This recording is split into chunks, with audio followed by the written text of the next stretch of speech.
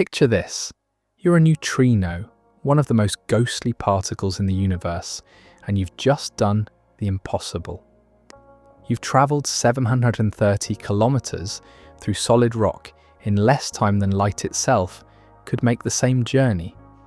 For a brief, extraordinary moment in 2011, you appeared to have broken the most fundamental speed limit in all of physics. The scientific world held its breath. Had Einstein been wrong all along, or was something far more subtle and beautiful at play? Tonight, we're going to explore one of the most captivating mysteries in modern physics. The tantalizing possibility that something, somewhere, has indeed beaten the speed of light. And while the answer might surprise you, the journey will take us through quantum realms, where particles dance to impossible rhythms, theoretical landscapes, where space itself bends to our will, and cutting-edge laboratories, where the very fabric of reality is being gently pulled apart to reveal its secrets. I'm your sleepy physicist, and if you're settling in for the evening, perhaps with a warm cup of tea and a mind ready to wander through the cosmos, you've found the right place. Let's begin this gentle exploration of the universe's most stubborn speed limit, and the remarkable ways it might just be more flexible than we ever imagined.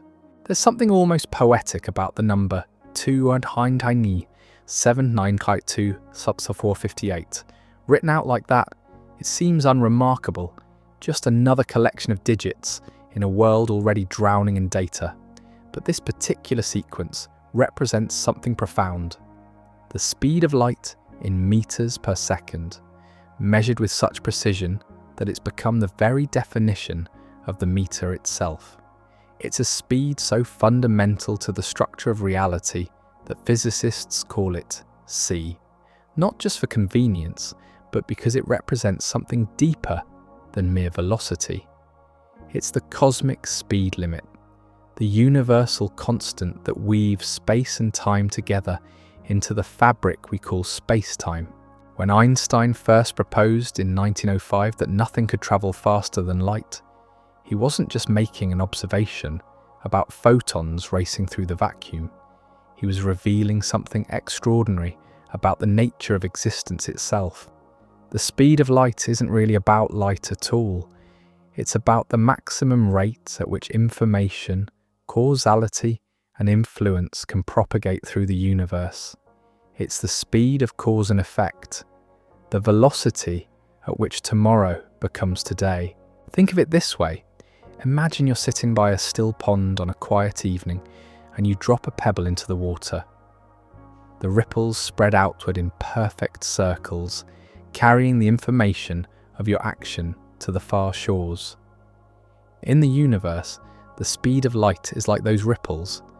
It's how fast the news of any event can travel, how quickly the universe can know that something has happened. But here's where things get beautifully strange.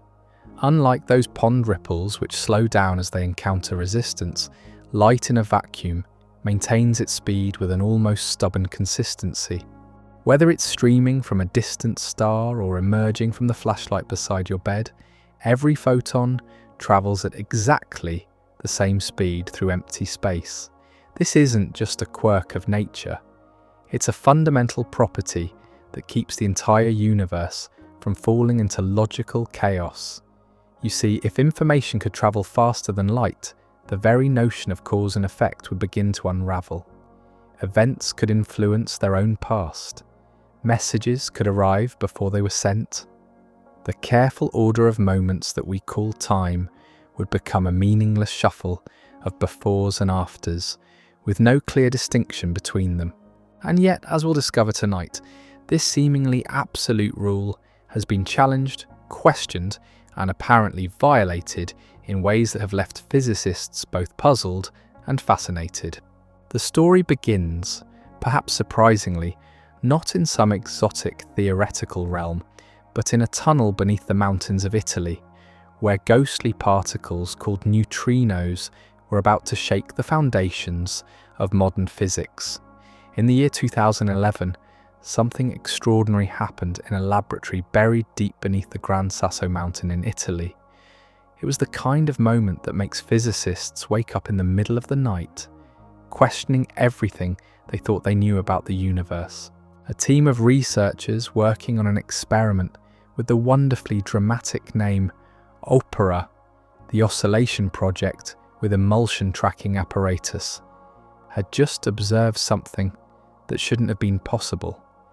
They had been studying neutrinos, those ethereal particles that are so reluctant to interact with matter that trillions of them are passing through your body right now without disturbing so much as a single atom. These ghostly messengers from the sun, from distant stars, from the very birth of the universe itself, rarely leave any trace of their passage. But when they do, they can tell us remarkable stories about the cosmos. The opera team had been sending beams of muon neutrinos on a 730-kilometre journey through the Earth, from CERN in Geneva to their detector in Italy. It was a routine measurement, the kind of careful, methodical work that forms the backbone of experimental physics. They were studying how these neutrinos change their identity, or oscillate, during their underground voyage, transforming from one type to another in a quantum dance that reveals deep truths about the nature of matter itself. But something was wrong with their timing. Over the course of 3 years, they had carefully measured the arrival times of roughly 16,000 neutrinos. Each measurement was precise within about 10 nanoseconds. That's 10 billionths of a second, a span of time so brief that light itself can barely travel 3 meters. And what they found was deeply unsettling. On average, the neutrinos were arriving about 60 nanoseconds earlier than they should have, assuming they had travelled at the speed of light. 60 nanoseconds might not sound like much, but in the world of particle physics, it was an eternity. It suggested that these neutrinos were travelling at a speed roughly 2% faster than light, a tiny fraction that nevertheless represented a complete violation of one of physics' most sacred principles. The researchers knew exactly what this meant. If confirmed, their measurements would not just tweak our understanding of the universe, it would overturn it entirely. Special relativity, the theory that had guided physics for over a century, would need to be rewritten. The cosmic speed limit would be revealed as merely a suggestion, not an absolute law. But here's what makes this story so beautifully human. The opera team didn't immediately trumpet their discovery to the world. They knew the magnitude of what they had apparently found, and they were terrified of being wrong. For months, they checked and rechecked their equipment, their calculations, their assumptions. They scrutinized every aspect of their experiment with the kind of obsessive attention to detail that only comes from knowing you're about to challenge Einstein himself. When they finally published their results in September 2011, they did so with extraordinary humility. Their paper was filled with caveats and invitations for other scientists to find flaws in their work. They knew that extraordinary claims require extraordinary evidence, and they wanted the entire physics community to help them either confirm or debunk their shocking discovery. The response was immediate and intense. Physics conferences buzzed with heated discussions. Theoretical physicists worked late into the night, trying to understand how faster-than-light neutrinos might fit into our understanding of the universe. Some proposed modifications to relativity itself. Others suggested that the neutrinos might be taking shortcuts through higher dimensions, or that they possessed some exotic property that allowed them to sidestep the cosmic speed limit. But the most compelling responses came from other experimenters, teams working with the same neutrino beam at the same underground laboratory. The Icarus experiment, located just meters away from Opera, began their own measurements. So did the LVD, and Boraxino collaborations. The scientific method was working exactly as it should: independent verification, careful scrutiny, and healthy skepticism in the face of revolutionary claims. And then in March 2012 came the revelation that would both disappoint and reassure the physics community in equal measure. The faster-than-light effect, it turned out, had nothing to do with exotic neutrino properties or revolutionary physics. It was traced to something far more mundane, yet oddly poetic in its simplicity: a loose fiber-optic connection in the timing system. A single loose cable had introduced exactly the 60 nanosecond delay that had made the neutrinos appear to arrive early. When the connection was properly secured and the experiment repeated, the neutrinos behaved exactly as Einstein's theory predicted, travelling at the speed of light within the precision of the measurement. The opera saga ended not with a revolution in physics, but with a powerful reminder of the incredible precision required in modern experiments and the importance of independent verification. Yet in many ways, this story is more beautiful for its mundane conclusion. It shows us that the universe's speed limit isn't just a theoretical construct. It's been tested again and again in countless ways, and it continues to hold firm. But the story of seemingly faster-than-light phenomena is far from over. Because while the Opera neutrinos turned out to be perfectly law-abiding particles, there are other corners of physics where the speed of light becomes a more flexible concept. There's a phenomenon in quantum mechanics that Einstein found so disturbing, so contrary to his intuitions about how the universe should work, that he spent the latter part of his career trying to prove it couldn't possibly be real. He called it spooky action at a distance, and his discomfort with it was so profound that he helped develop alternative theories specifically designed to explain it away. He was wrong about this one, and beautifully, mysteriously wrong, in a way that opens up entirely new ways of thinking about the nature of reality itself. The phenomenon is called quantum entanglement, and if you've never encountered it before, prepare to have your understanding of space and time gently stretched in directions you didn't know were possible. Imagine two particles, let's say two electrons, that have been prepared in a special way so that their properties become fundamentally linked, no matter how far apart they travel. These particles share what physicists call a quantum state, a kind of invisible thread that connects them across any distance. When you measure a property of one particle, its spin for instance, you instantly know the corresponding property of its partner, even if that partner is on the other side of the galaxy. This isn't just correlation in the everyday sense. It's something far stranger and more profound. Before you make your measurement, neither particle has a definite spin. They exist in what's called a superposition, a ghostly quantum state where they are simultaneously spinning in all possible directions until the moment you force them to choose. And here's the truly remarkable part. When one particle is forced to choose its spin direction, its entangled partner immediately knows about this choice and chooses the opposite direction, preserving the correlation between them. This happens instantaneously, not at the speed of light, not in the time it would take for any signal to travel between the particles, instantly, as if distance itself has no meaning in the quantum realm. Recent experiments have confirmed this effect over distances exceeding 200 kilometers, using satellites to beam entangled photons across continents. The correlations appear with no time delay whatsoever, suggesting that in some sense information about the measurement travels between the particles faster than light could make the same journey. But here's where the story becomes beautifully subtle. and where we encounter one of the most important principles in modern physics, the no communication theorem. While the correlations between entangled particles appear instantaneously, you cannot actually use this connection to send information faster than light. Think of it this way.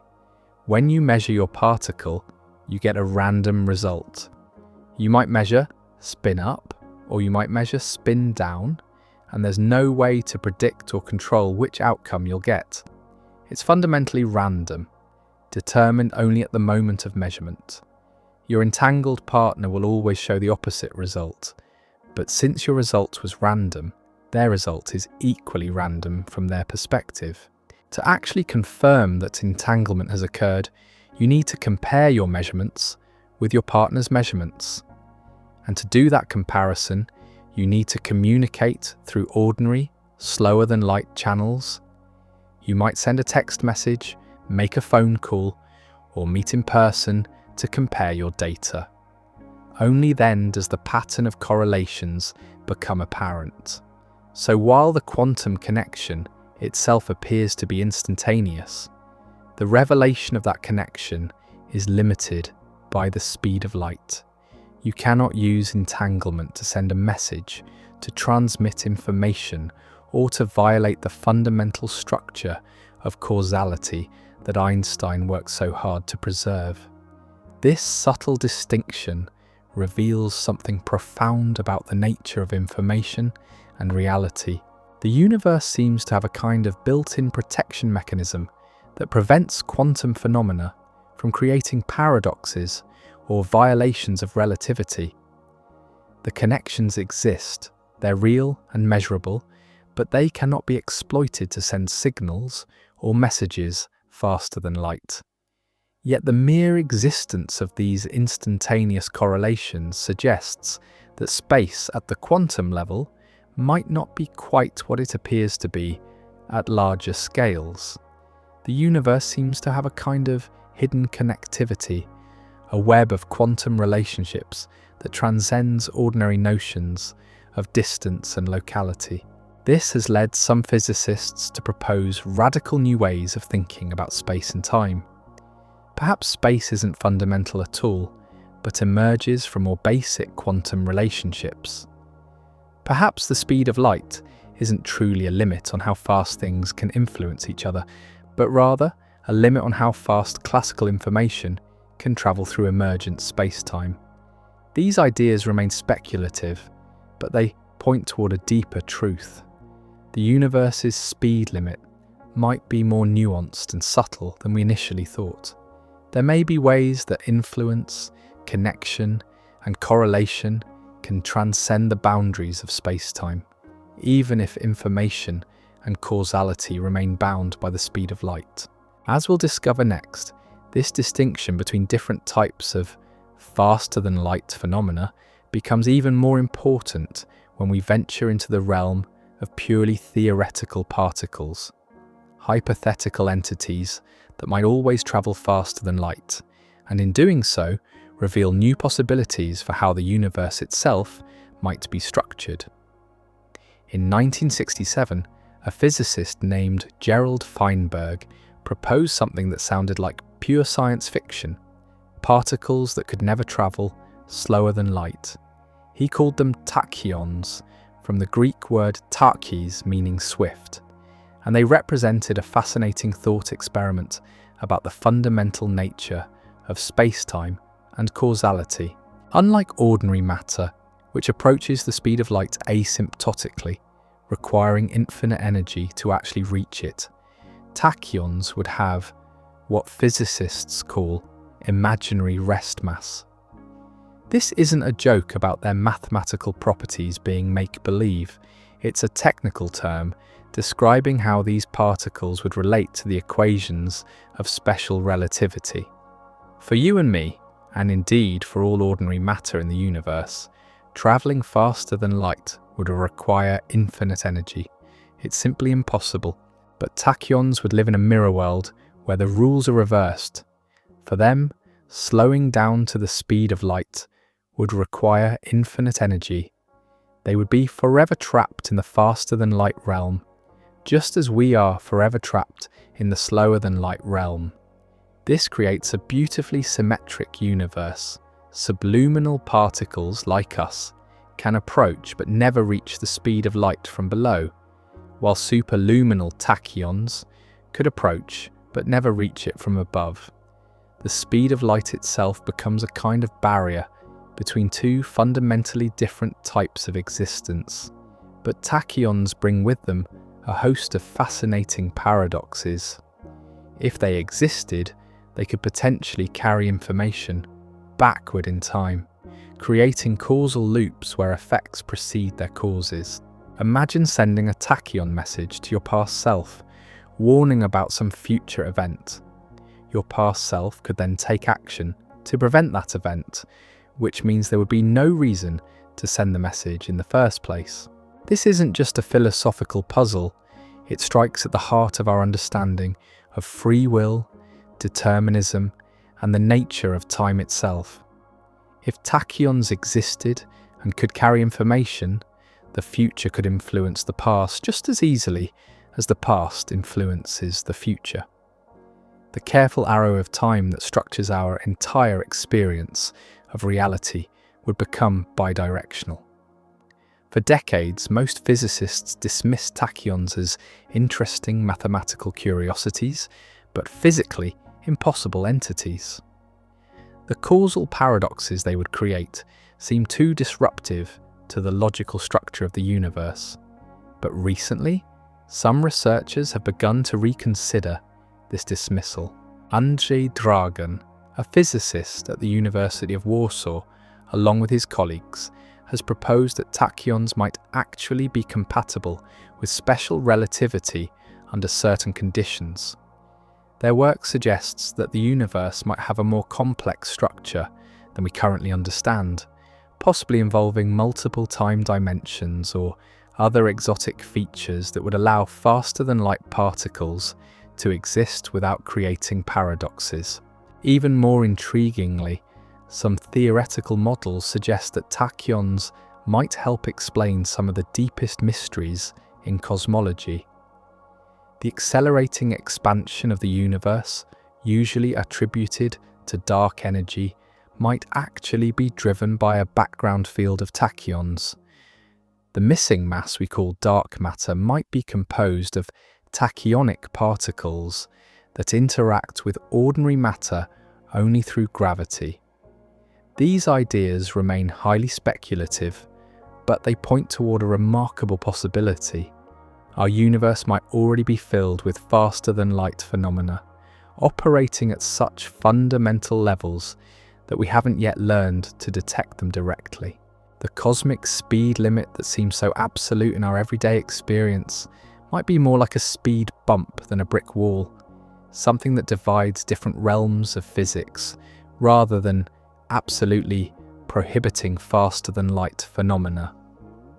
Recent research has even suggested that tachyons might create a new kind of quantum entanglement that mixes past and future in ways that don't exist in conventional particle theory. This would represent a fundamental expansion of our understanding of how quantum mechanics and relativity interact, potentially opening up entirely new ways of thinking about information, causality, and the nature of time itself. But perhaps the most exciting development in faster-than-light research doesn't involve exotic particles or quantum paradoxes at all.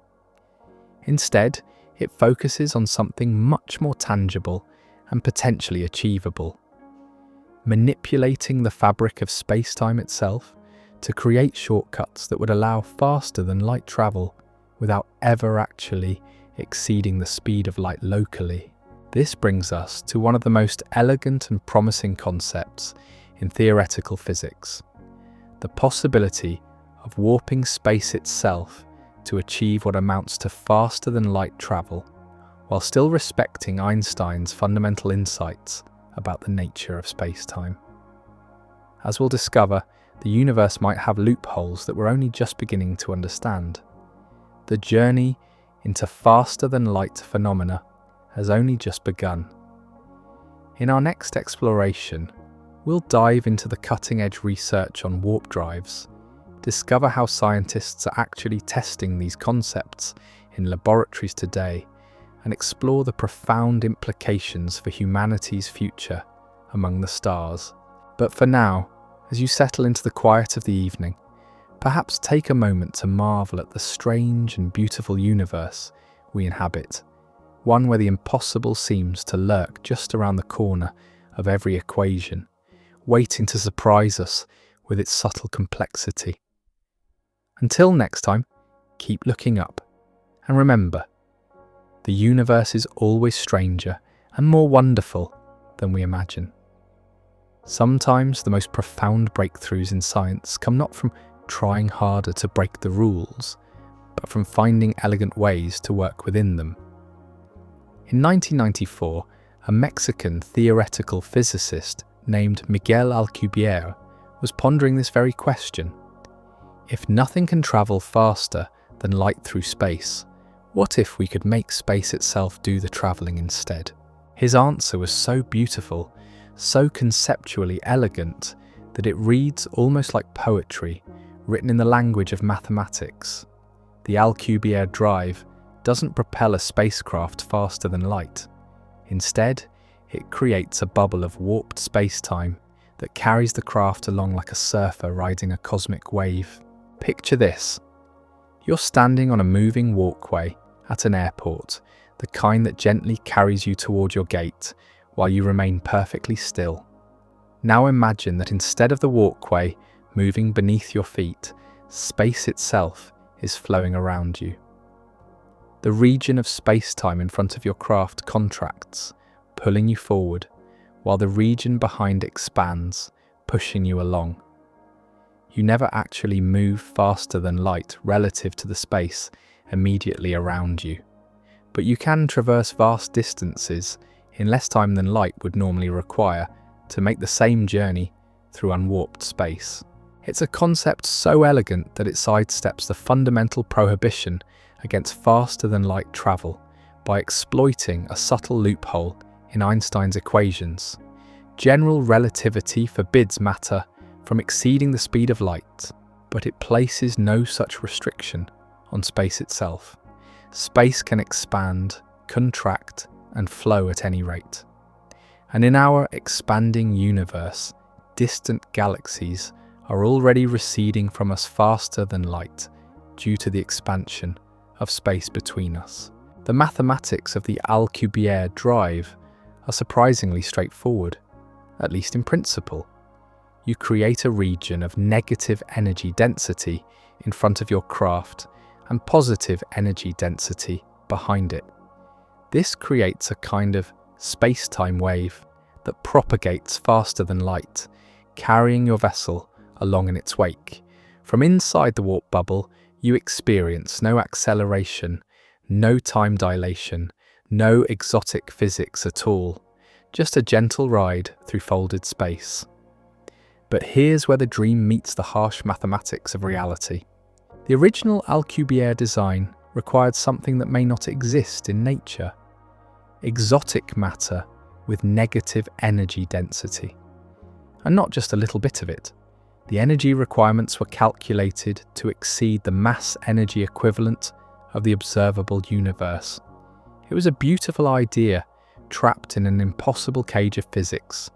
For decades, the Alcubierre drive remained a fascinating thought experiment, discussed in graduate physics courses and science fiction novels, but dismissed as fundamentally unachievable. The exotic matter problem seemed insurmountable, a reminder that the universe's speed limit might be more cleverly protected than we had initially realized. But then, in 2024, something remarkable happened. A team of researchers at Applied Physics announced a breakthrough that changed everything. They had found a way to create warp-like effects using only ordinary matter and positive energy densities. No exotic matter required, no universe-sized power source needed. Their approach involves creating what they call a constant velocity subluminal warp drive, a design that can achieve significant fractions of light speed while staying within the bounds of known physics.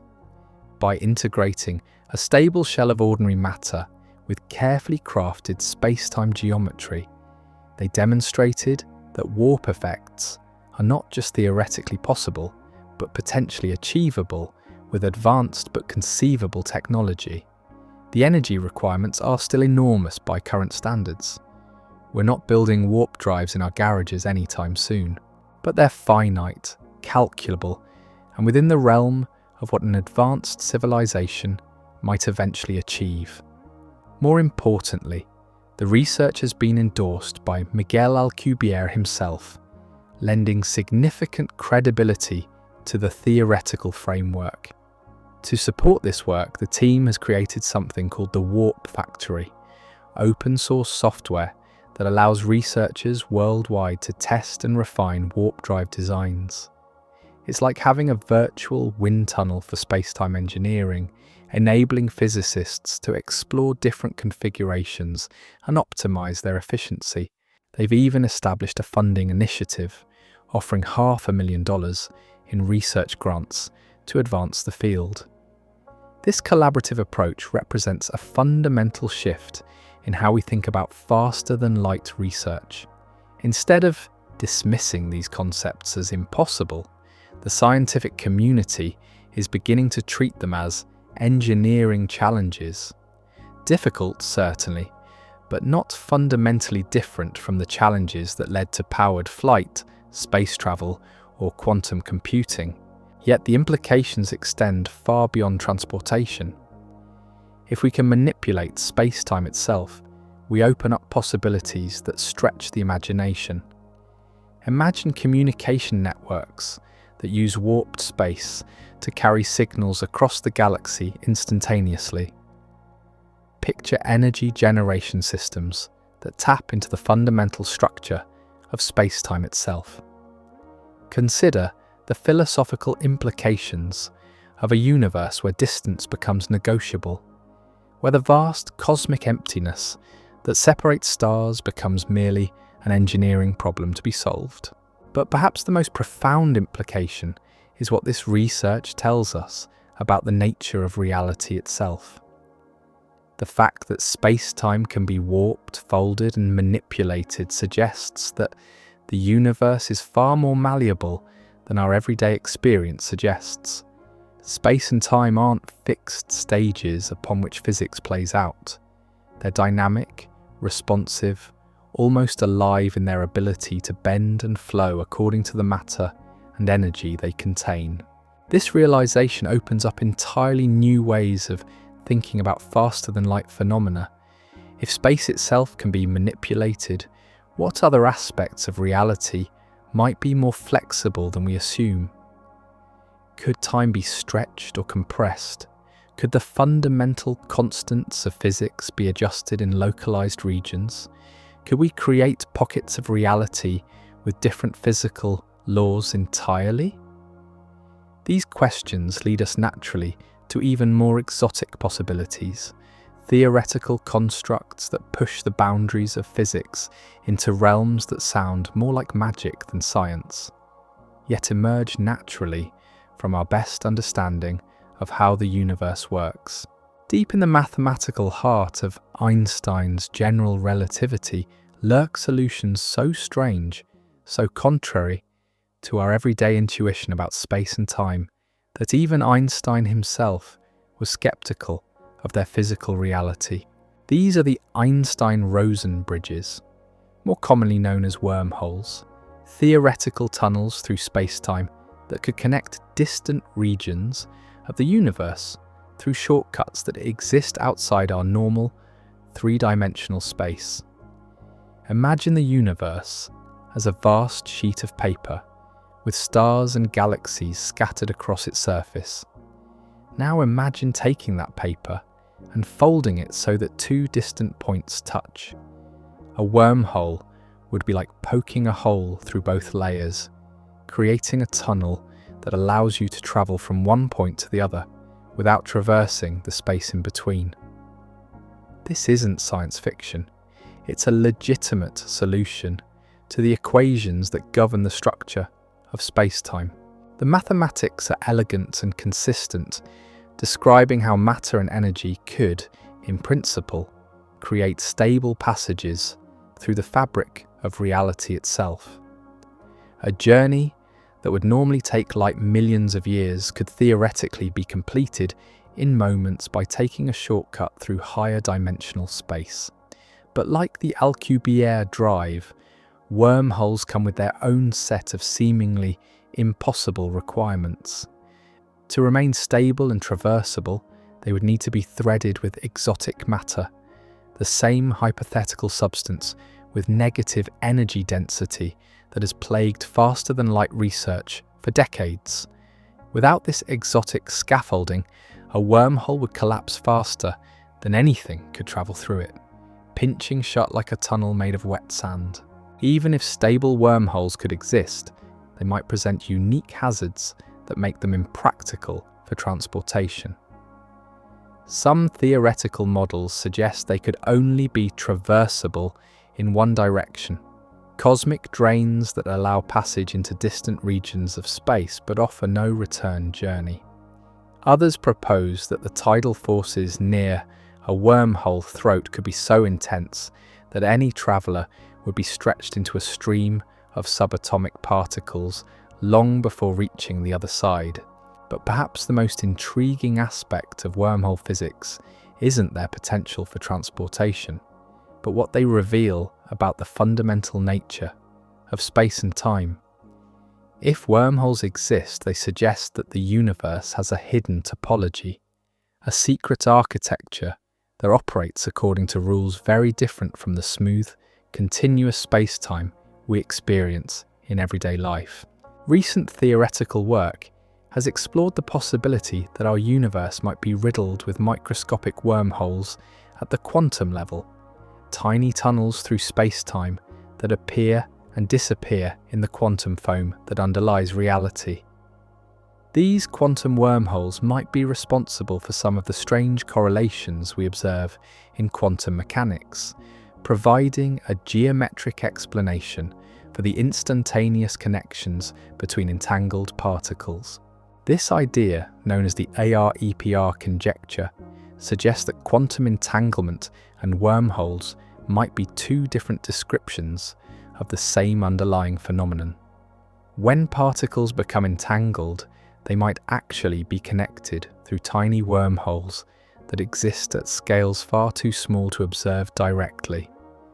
The spooky action at a distance that troubled Einstein might actually be perfectly local action through hidden dimensions of space. If this conjecture is correct, it would represent a profound unification of quantum mechanics and general relativity, two theories that have resisted all attempts at marriage for nearly a century. It would also suggest that faster-than-light phenomena might be far more common in the universe than we realise, operating constantly at microscopic scales beneath the threshold of our current ability to detect them. But wormholes and their quantum cousins represent just one way that the universe might harbour shortcuts through space-time. Recent research has begun to explore even more exotic possibilities, scenarios where the very dimensionality of space and time becomes negotiable, opening up entirely new categories of faster-than-light phenomena. Some theoretical physicists now propose that our familiar universe of 3 spatial dimensions and 1 time dimension might be just one slice of a much larger, more complex reality. In models with multiple time dimensions, the prohibition against faster-than-light travel might apply only to motion within our particular dimensional slice, while travel through higher dimensions could follow entirely different rules. These ideas remain highly speculative, existing primarily in the realm of mathematical possibility rather than experimental reality. But they point toward a profound truth about the nature of scientific discovery. The universe consistently reveals itself to be stranger, more subtle, and more richly interconnected than our current theories suggest. As our understanding of physics continues to evolve, we may discover that the cosmic speed limit is not a wall, but a membrane, something that can be bypassed, tunneled through, or circumvented by those clever enough to find the hidden passages that run beneath the surface of space-time itself. This brings us to perhaps the most remarkable development in faster-than-light research: the growing realization that these phenomena might not be exotic exceptions to the laws of physics, but fundamental features of reality that we're only now beginning to glimpse through the mathematical telescopes of modern theory. What if I told you that the universe might be running on something remarkably similar to a computer program? Not metaphorically, but literally, with space, time, matter, and energy emerging from vast networks of computational processes operating at scales far below anything we can directly observe. This isn't the stuff of science fiction or philosophical speculation. It's a serious scientific hypothesis being explored by researchers like Stephen Wolfram, who propose that the fundamental structure of reality might be computational in nature. In this view, the particles and forces we observe are like pixels on a cosmic screen, while the real action happens in the underlying code that generates the display.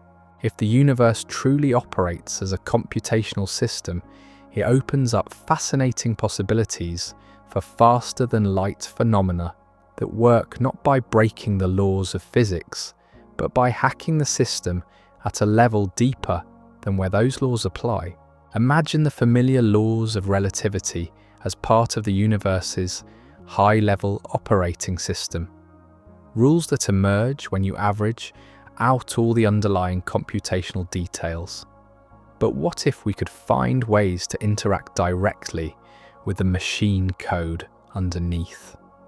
In computational models of spacetime, the speed of light emerges as a kind of processing limit, the maximum rate at which information can propagate through the network of computational nodes that make up reality. But just as clever programmers can sometimes find shortcuts and optimizations that bypass normal computational limits, there might be ways to exploit the underlying structure of spacetime to achieve faster-than-light effects. These wouldn't be violations of physics in the traditional sense, but rather exploitations of deeper levels of physical law that we don't yet fully understand. It's a bit like discovering that you can travel faster across a city by taking the subway system beneath the streets, rather than fighting traffic on the surface roads. The computational approach to physics suggests that faster-than-light phenomena might involve finding ways to align and manipulate the fundamental computational processes that give rise to space-time itself. Instead of trying to push matter through space faster than light, we might learn to create computational shortcuts that effectively allow information or influence to skip across regions of space without traversing the intervening distance. This perspective has profound implications for how we think about the nature of information and causality. In a computational universe, information isn't just something that travels through space. It's the fundamental stuff from which space itself is constructed.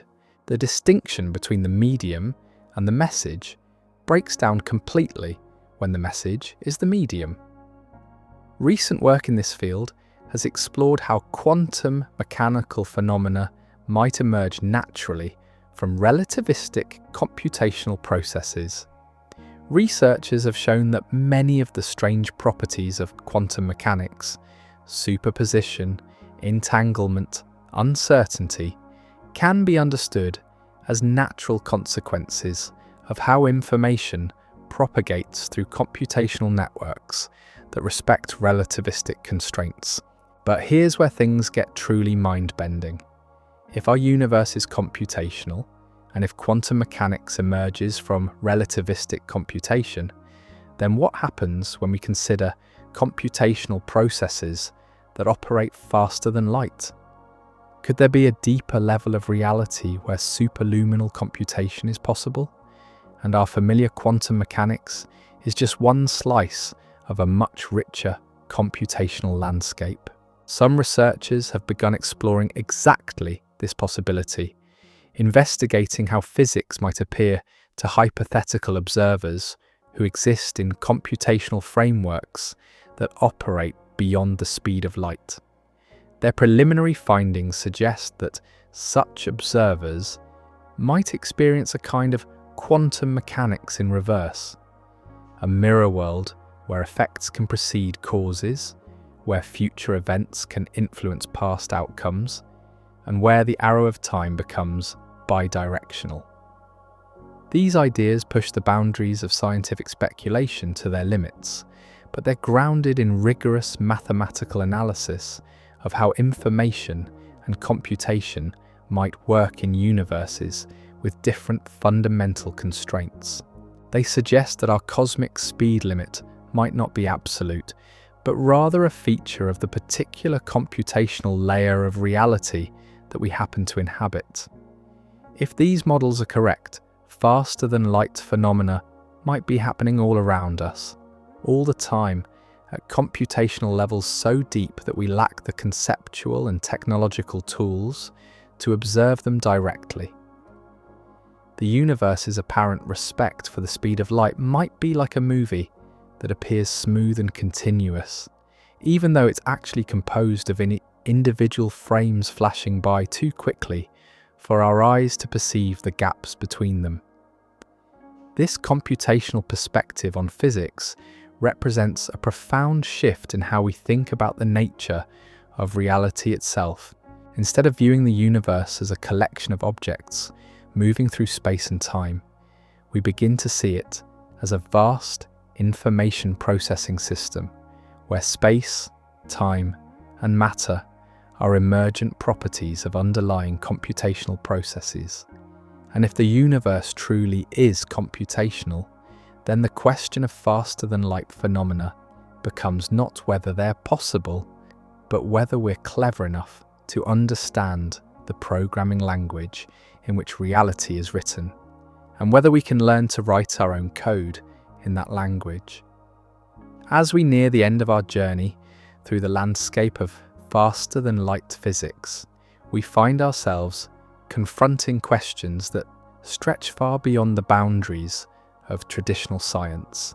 We've discovered that the cosmic speed limit, while real and important, might be more nuanced and flexible than we initially imagined. We've seen how quantum mechanics provides instantaneous correlations that transcend ordinary space, how theoretical particles might live permanently in the faster-than-light realm, and how the fabric of space-time itself might be manipulated to create shortcuts across the cosmos. But perhaps the most profound realization is this: the universe consistently reveals itself to be more subtle, more interconnected, and more strange than our current theories suggest.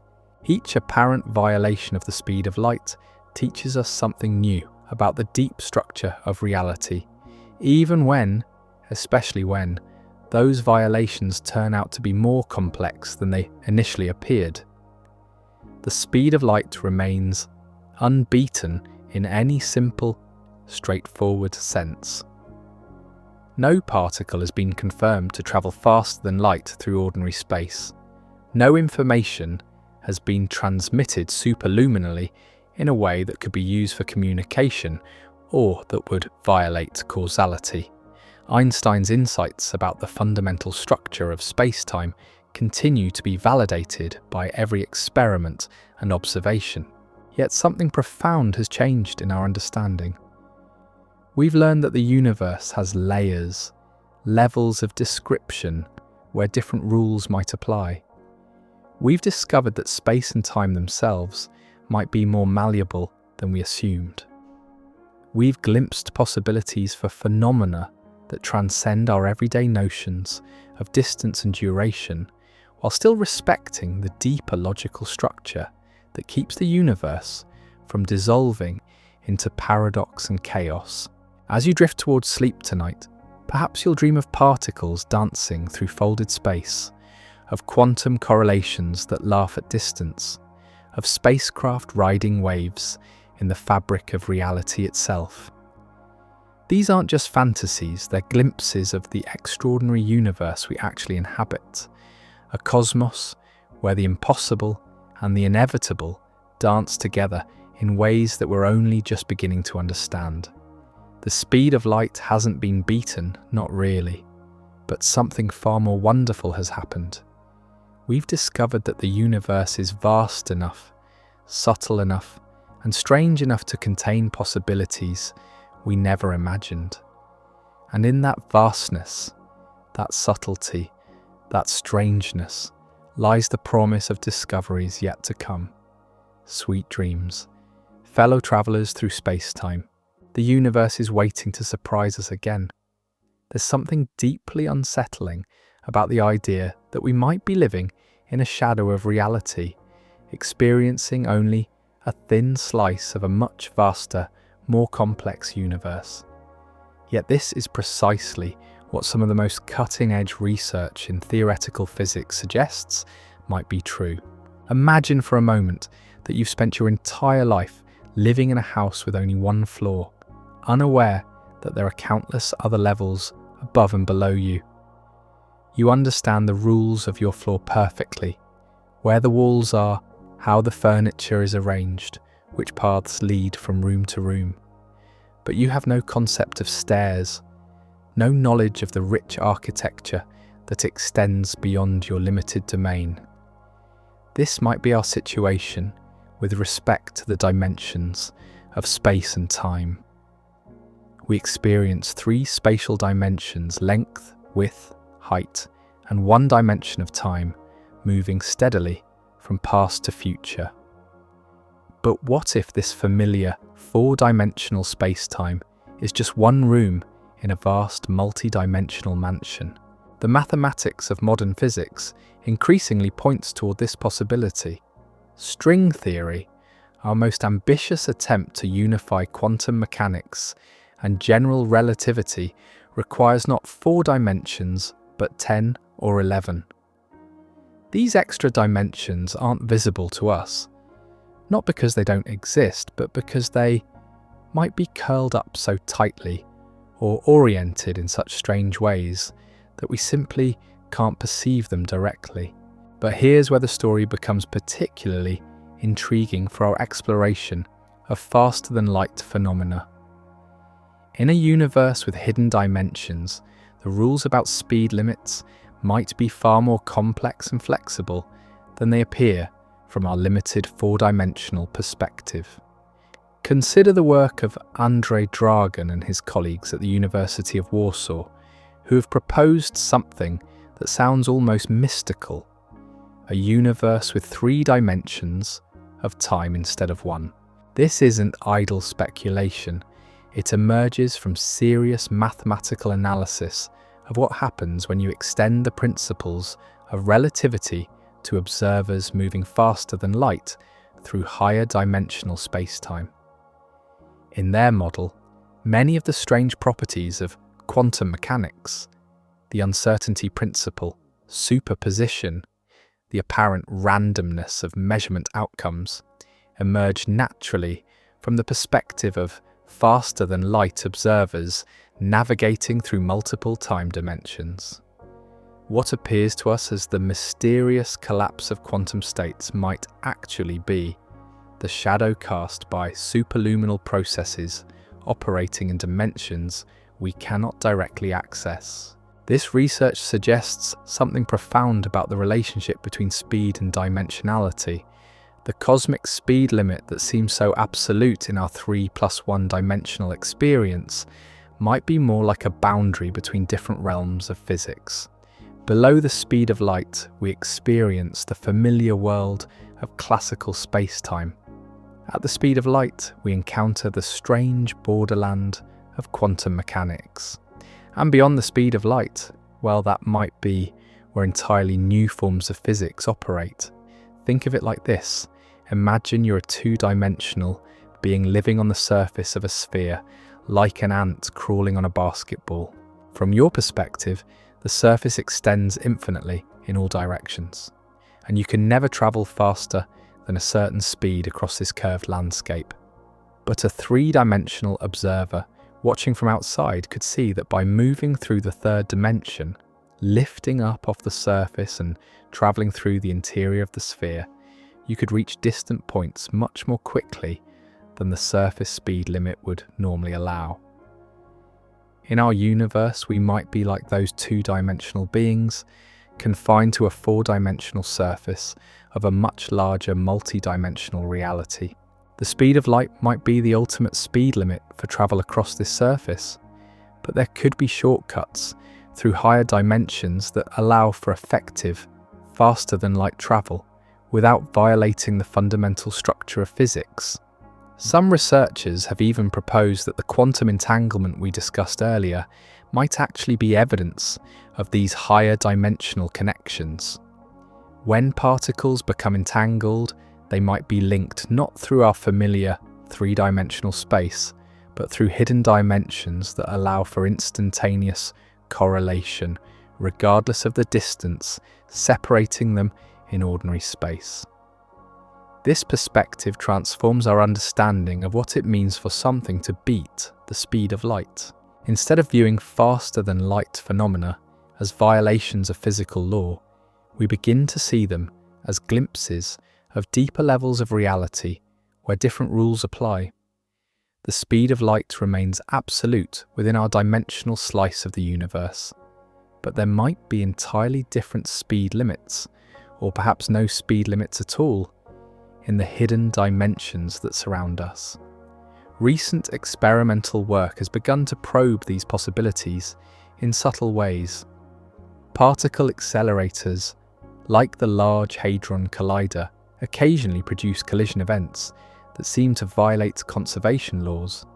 Energy, or momentum, appears to vanish without explanation. One intriguing possibility is that this missing energy is escaping into hidden dimensions, providing indirect evidence for the existence of spatial realms beyond our normal perception. If these hidden dimensions exist and can be accessed, they might provide pathways for faster-than-light travel that sidestep the apparent prohibition against superluminal motion. A spacecraft might disappear from our three-dimensional space, travel rapidly through higher dimensions, and reappear at a distant location without ever exceeding the speed of light in the dimensions through which it actually travelled. But perhaps the most profound implication of multidimensional physics isn't technological, but philosophical. If we truly live in a shadow world, experiencing only a fraction of reality's full richness, then our entire understanding of existence might need to be fundamentally revised. The loneliness we sometimes feel, gazing up at the vast emptiness between stars, might be an illusion created by our limited perception. We might actually be surrounded by rich, complex structures operating in dimensions we cannot see, connected to other forms of consciousness and intelligence through pathways that transcend our ordinary notions of space and time. This doesn't mean abandoning scientific rigor or retreating into mysticism.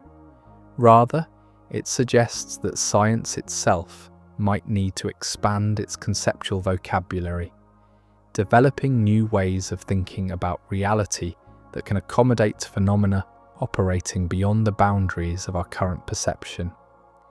As we continue to probe the deepest levels of physical reality, we may discover that the universe is not just stranger than we imagine, but stranger than we can imagine using our current four-dimensional concepts of space and time.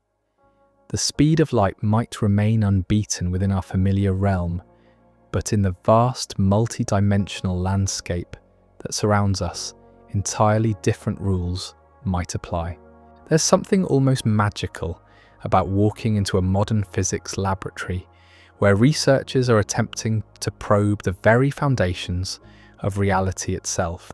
The equipment looks like a fusion of high-tech precision instruments and elaborate works of art, lasers threading through complex arrays of mirrors and detectors, superconducting magnets, cooled to temperatures colder than the depths of space, vacuum chambers where individual atoms can be trapped and manipulated like tiny prisoners of light.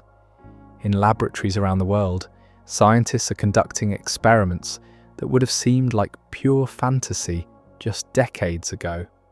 They're creating microscopic black holes in particle accelerators, generating pairs of entangled photons that remain connected across continents, and manipulating the quantum vacuum itself to produce measurable effects that hint at the hidden structure of space-time.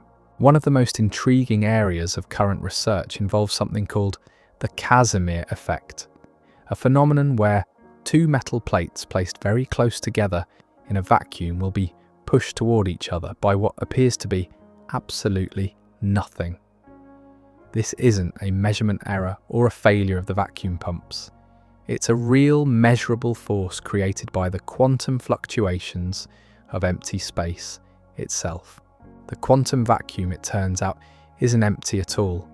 It's a seething foam of virtual particles constantly popping into existence and annihilating each other in time frames so brief that they exist in a kind of quantum limbo, borrowing energy from the universe's books with the promise to pay it back before anyone notices. These virtual particles create a kind of pressure that can be measured, manipulated, and potentially exploited. Some researchers have proposed that by carefully arranging materials and fields, we might be able to create regions of space with modified vacuum properties, areas where the usual rules about energy and momentum conservation become more flexible. These regions might serve as launching pads for faster-than-light phenomena, providing the exotic conditions needed to warp space-time or generate the mysterious negative energy densities required for warp drives and traversable wormholes. The work is painstakingly precise and maddeningly subtle. In one experiment, researchers used lasers to create standing waves of light so perfectly controlled that they can trap individual atoms at specific points in space, then manipulate those atoms to create artificial materials with properties that don't exist anywhere in nature. These metamaterials can bend light in impossible ways, making objects invisible or creating lenses that focus light beyond the normal diffraction limit. But perhaps the most exciting development is the growing ability to create and study analog systems, laboratory setups that mimic the behavior of exotic space-time geometries on a smaller scale. Researchers have created flowing fluids that behave like event horizons around black holes, allowing them to study Hawking radiation in tabletop experiments. They've generated acoustic analogues of wormholes where sound waves can travel through one region of fluid and emerge in another without crossing the intervening space. These analog systems provide a testing ground for ideas about faster-than-light phenomena that would otherwise remain purely theoretical. By studying how waves and particles behave in carefully crafted artificial spacetimes, researchers can explore the boundaries of what's possible and identify the most promising avenues for future investigation. One particularly fascinating line of research involves using ultra-intense laser pulses to probe the structure of the quantum vacuum itself. When you focus enough energy into a small enough region of space, the electric field becomes so strong that it can literally tear particle-antiparticle pairs out of nothingness, making the virtual particles of the vacuum temporarily real and observable. These experiments are pushing the boundaries of what's technically possible, requiring laser pulses with peak powers measured in petawatts. That's more power than the entire Earth's electrical grid generates, concentrated into pulses lasting only femtoseconds. The engineering challenges are immense, but the potential payoff is equally extraordinary. Direct observation and manipulation of the fundamental processes that create and destroy matter and energy at the quantum level. As these experimental capabilities continue to advance, we're approaching a threshold where phenomena that have long remained purely theoretical might become accessible to direct observation and manipulation. The boundary between science fiction and science fact continues to shift, with ideas that seemed impossibly exotic just years ago now entering the realm of experimental investigation. The researchers working on these projects often describe a sense of standing at the edge of a vast unknown territory, equipped with increasingly powerful tools for exploring landscapes that no human has ever seen before. They're not just studying physics, they're pioneering new ways of interacting with reality itself, developing techniques that might eventually allow us to engineer space-time as routinely as we now engineer materials and energy. But perhaps the most remarkable aspect of this work isn't the exotic phenomena being studied, but the collaborative spirit that drives it forward. Physicists from around the world share data, techniques, and insights with a generosity that transcends national boundaries and institutional rivalries. The quest to understand the deepest levels of reality has become a truly global endeavor, uniting researchers in a common mission that speaks to something fundamental about human curiosity and ambition. This collaborative approach has accelerated progress in ways that would have been impossible for isolated researchers working alone. Complex theoretical models developed in one laboratory can be tested experimentally in another. Unexpected results observed in one type of experiment can suggest new approaches for entirely different research programs. The collective intelligence of the global physics community is being brought to bear on questions that challenge our most basic assumptions about the nature of existence. As we stand on the threshold of potentially revolutionary discoveries, there's a palpable sense of anticipation in the physics community. The tools exist, the theoretical frameworks are in place, and the experimental techniques are becoming increasingly sophisticated. We may be approaching a moment when the hidden architecture of reality begins to reveal itself in ways that transform not just our scientific understanding, but our entire relationship with the universe we inhabit. As we near the end of our journey through the landscape of faster-than-light phenomena, we find ourselves confronting questions that stretch far beyond the boundaries of physics and into the deeper territories of philosophy and meaning. What does it really mean for something to be impossible? How do we distinguish between the genuinely forbidden and the merely difficult? And what happens to our understanding of existence itself when the impossible begins to look merely improbable? Throughout history, human progress has been marked by the transformation of impossibilities into everyday realities. Powered flight was impossible until it wasn't. Instantaneous communication across continents was impossible until it wasn't. The idea that we could peer back in time to witness the birth of stars and galaxies was impossible until we built telescopes powerful enough to do exactly that. Each of these breakthroughs required not just technological advancement, but a fundamental shift in how we think about the nature of reality and possibility. The Wright brothers didn't just build a flying machine, they proved that the human understanding of aerodynamics was incomplete. Bell didn't just invent the telephone, he demonstrated that our conception of the limits of communication needed to be revised. In the same way, Our exploration of faster-than-light phenomena isn't really about building starships or sending messages to the past. It's about probing the boundaries of what we think we know about the universe and discovering where those boundaries might be more flexible than we assumed.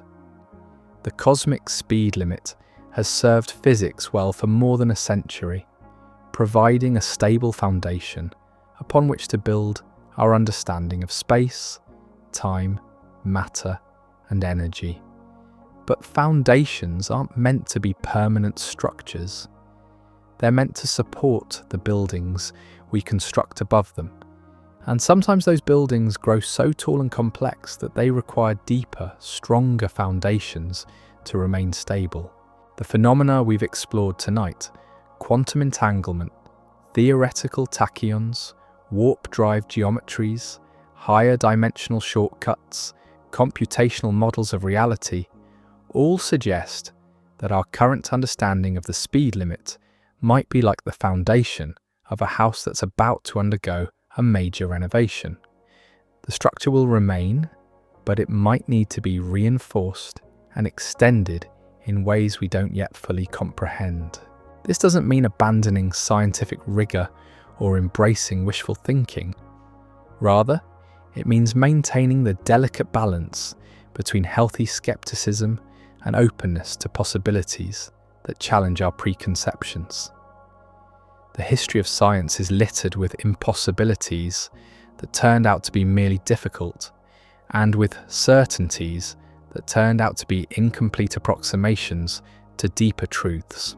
Consider the profound philosophical implications of each phenomenon we've discussed. If quantum entanglement represents genuine faster-than-light correlations, what does this tell us about the nature of locality and separateness? Are distant objects truly separate, or are they connected through hidden dimensions of reality that transcend our ordinary notions of space? If tachyons exist and can carry information backward in time, what does this mean for free will and determinism? If the future can influence the past as easily as the past influences the future, do we need to completely reconsider our understanding of causality and choice? If space-time can be warped and manipulated to create faster-than-light travel, what are the implications for our sense of cosmic loneliness and isolation? If the vast distances between stars can be engineered away, does this transform our relationship with the universe from one of exile to one of intimate connection? If reality operates as a computational system with layers of programming that we can potentially access and modify, what does this suggest about the nature of existence itself? Are we players in a cosmic video game, or are we something more like co-programmers with the ability to modify the code that generates our experience? These questions don't have easy answers, and they may not have final answers at all. But asking them changes us in subtle and important ways. They expand our sense of what might be possible, stretch our conceptual vocabulary, and remind us that the universe is likely to be far stranger and more wonderful than our current theories suggest. There's a particular kind of humility that comes with studying the edges of scientific knowledge. The closer you look at the foundations of physics, the more you realize how much we still don't understand about even the most basic aspects of reality. Why does the universe have the particular constants and laws that it does? Why is there something rather than nothing? Why does consciousness arise from matter and energy? And what role might consciousness play in shaping the physical world? These deep questions suggest that our exploration of faster-than-light phenomena might be part of a much larger investigation into the nature of existence itself. We're not just trying to build better rockets or communication systems. We're trying to understand our place in a universe that consistently reveals itself to be more subtle, more interconnected, and more responsive to intelligence and intention than we might have expected. Perhaps the most profound lesson from our journey tonight is that the boundaries between possible and impossible aren't fixed walls, but fluid membranes that shift and change as our understanding deepens. What appears impossible from one perspective might be inevitable from another. What seems to violate the fundamental laws of physics might actually reveal deeper laws that we haven't yet discovered. The speed of light hasn't been beaten, not in any simple, straightforward sense, but our understanding of what it means to beat that speed has been enriched, complicated, and made more beautiful through our exploration of the many subtle ways that reality might harbour shortcuts, loopholes, and hidden pathways that transcend our ordinary notions of distance and duration. As you drift towards sleep tonight, perhaps you'll dream of a universe that's more alive, more responsive, and more full of possibilities than the one you woke up in this morning. These aren't just fantasies, they're glimpses of the extraordinary reality we actually inhabit. A cosmos where the impossible and the inevitable dance together in ways that we're only beginning to appreciate.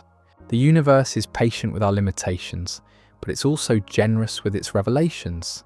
Each generation discovers new impossibilities that turn out to be possible, new certainties that turn out to be approximations, new boundaries that turn out to be invitations to explore what lies beyond them.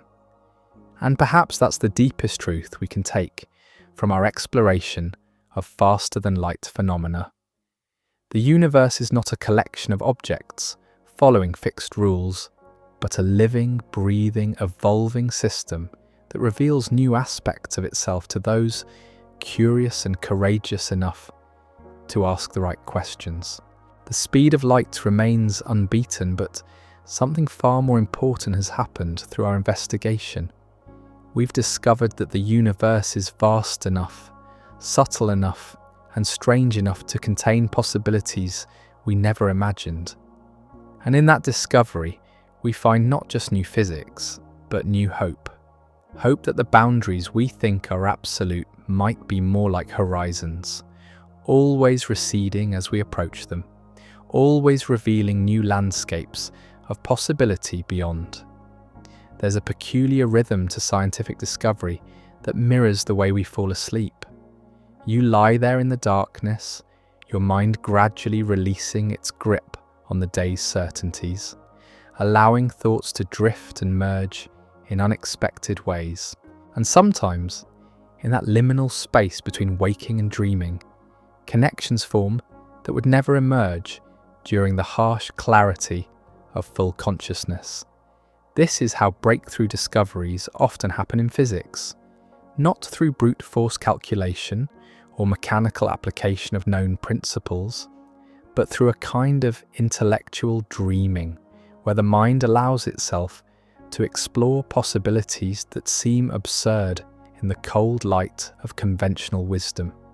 Einstein famously developed his theories of relativity not by grinding through mathematical proofs, but by engaging in what he called thought experiments, imaginative scenarios where he would picture himself riding alongside beams of light or standing in elevators falling freely through space. These weren't rigorous calculations, but playful explorations of the imagination, guided by intuition and a deep aesthetic sense of how the universe ought to behave. In much the same way, our exploration of faster-than-light phenomena has taken us through landscapes that exist primarily in the realm of theoretical possibility. We've wandered through quantum gardens where particles remain forever connected across impossible distances. We've sailed on space-time waves that carry us faster than light without ever exceeding that cosmic speed limit. We've peered through dimensional windows into realms where time flows in multiple directions and causality becomes a conversation rather than a monologue. These journeys might seem purely academic, divorced from the practical concerns of everyday life, but there's something profound that happens when we allow our minds to explore the edges of possibility. We don't just learn new facts about the universe, we expand our capacity for wonder, our ability to see familiar things in radically new ways. Consider how quantum entanglement, that spooky action at a distance that so troubled Einstein, has transformed from a philosophical puzzle into the foundation for entirely new technologies. Quantum computers, which harness the strange properties of superposition and entanglement, are beginning to solve problems that would take classical computers longer than the age of the universe to complete. Quantum cryptography, based on the principle that measuring entangled particles necessarily disturbs them, promises communication security that's guaranteed by the laws of physics themselves.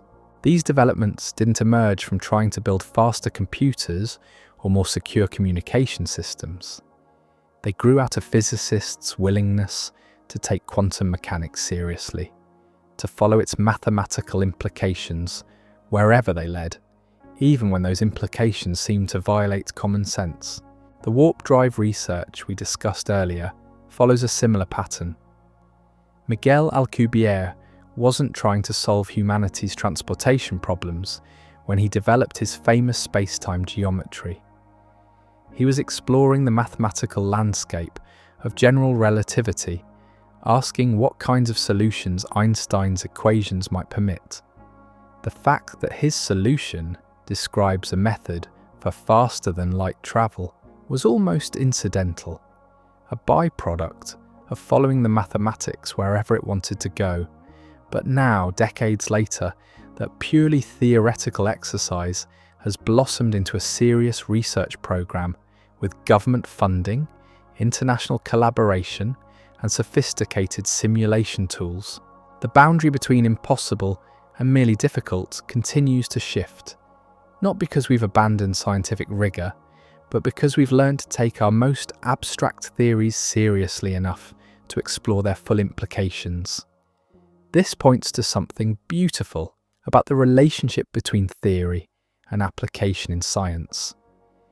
The most practical breakthroughs often emerge from the most impractical investigations. The laser was invented by physicists studying the quantum mechanical properties of atoms, not by engineers trying to build better tools for cutting and measuring. The internet grew out of theoretical work on packet switching networks and distributed communication systems, not from attempts to revolutionize commerce and social interaction. In the same way, our current exploration of faster-than-light phenomena might seem like an expensive indulgence, a luxury that we can afford only because we've already solved all the practical problems of human existence. But history suggests otherwise. The technologies that transform civilization typically emerge from investigations that seem utterly divorced from practical application. Perhaps the most important aspect of this research isn't the possibility that we might one day build warp drives or exploit quantum entanglement for instantaneous communication. Perhaps what matters most is the expansion of human consciousness that comes from seriously contemplating these possibilities. When we allow ourselves to imagine travelling faster than light, we're not just fantasizing about better transportation. We're stretching our conception of what kinds of beings we might become, what kinds of civilizations we might build, what kinds of relationships we might form with the universe that surrounds us. The cosmic speed limit has shaped human consciousness in subtle but profound ways. It has made us feel small and isolated, separated from the stars by distances so vast that they might as well be infinite. It has encouraged us to think of space as empty, lifeless, and fundamentally hostile to consciousness and intelligence. But what if these feelings of isolation and insignificance are based on an incomplete understanding of how the universe actually works? What if the apparent emptiness between stars is actually teeming with connections, shortcuts, and hidden pathways that we simply haven't learned to perceive or navigate?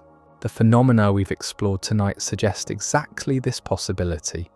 Quantum entanglement reveals that separateness might be an illusion, that particles remain connected through bonds that transcend ordinary space and time. Warp-drive geometries suggest that distance itself might be negotiable, subject to the clever manipulation of space-time curvature. Higher dimensional models propose that our familiar three-dimensional space might be just one thin slice of a much richer reality. None of these ideas have been definitively proven. They exist in the liminal space between theoretical possibility and experimental confirmation. But their mere existence as coherent mathematical possibilities changes something fundamental about how we relate to the universe. They remind us that our current understanding of physics, impressive as it is, remains incomplete. They suggest that the boundaries we think are absolute might be more like horizons, always receding as we approach them, always revealing new landscapes of possibility beyond. This doesn't mean abandoning scientific rigor or embracing wishful thinking. The history of science is littered with beautiful theories that turned out to be wrong, elegant ideas that couldn't survive contact with experimental reality. But it does mean maintaining what the Zen tradition calls beginner's mind, a willingness to see familiar things with fresh eyes, to question assumptions that seem so basic we rarely notice them. The speed of light, after more than a century of testing and verification, remains unbeaten in any straightforward sense. No particle has been confirmed to travel faster than light through ordinary space. No information has been transmitted superluminally in a way that violates causality or enables communication with the past.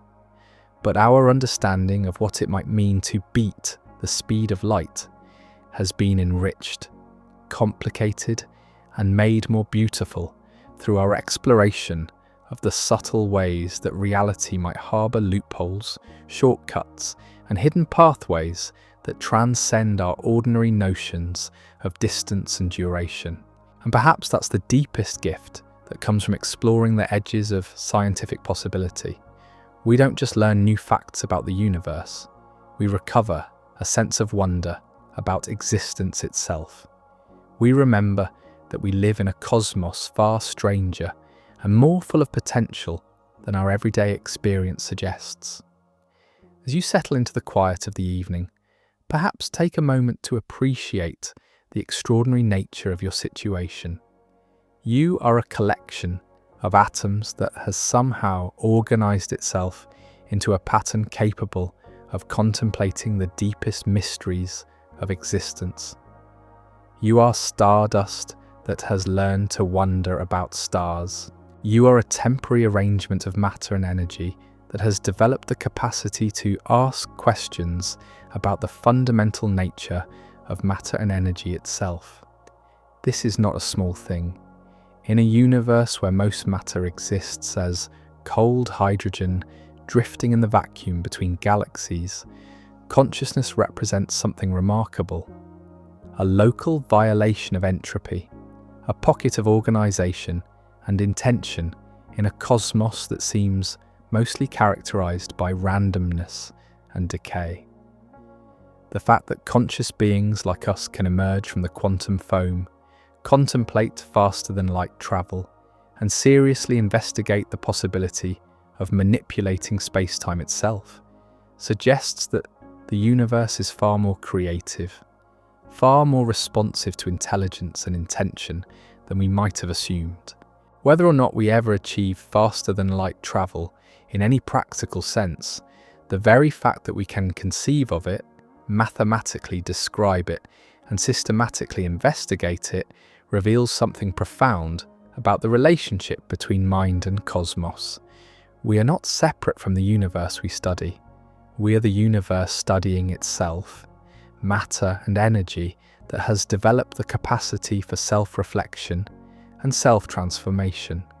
The boundaries between observer and observed, between subject and object, between mind and matter, are far more fluid than our everyday experience suggests. This perspective transforms our investigation of faster-than-light phenomena from a purely technical exercise into something approaching a spiritual practice. We're not just trying to build better machines or develop more powerful technologies.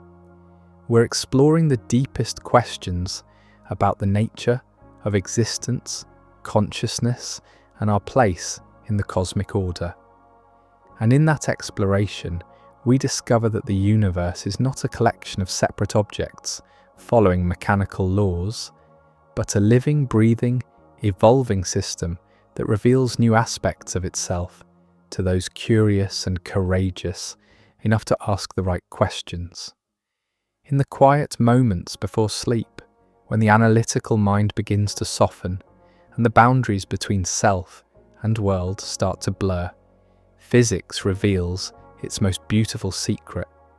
The universe speaks in mathematics, but it dreams in poetry. Every equation that describes faster-than-light phenomena carries within it not just technical information, but a kind of aesthetic vision of how reality might be structured. Einstein's field equations don't just predict the bending of space-time around massive objects. They sing of a cosmos where geometry and gravity dance together in perfect harmony. The Schrödinger equation doesn't merely describe the evolution of quantum states. It whispers of a reality where possibility and actuality exist in delicate superposition until the moment of observation collapses them into definiteness. This is why physicists often speak of the elegance or beauty of a theory, qualities that might seem irrelevant to the practical business of describing natural phenomena.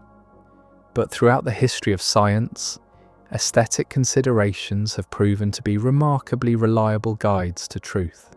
The most beautiful theories, those that reveal deep symmetries, unexpected connections, and mathematical harmonies, tend to be the ones that survive of experimental testing and reveal new layers of reality. Our exploration of faster-than-light phenomena follows this same pattern. The Alcubierre drive doesn't just represent a potential method for interstellar travel. It embodies a vision of space-time as something alive, responsive, and infinitely malleable.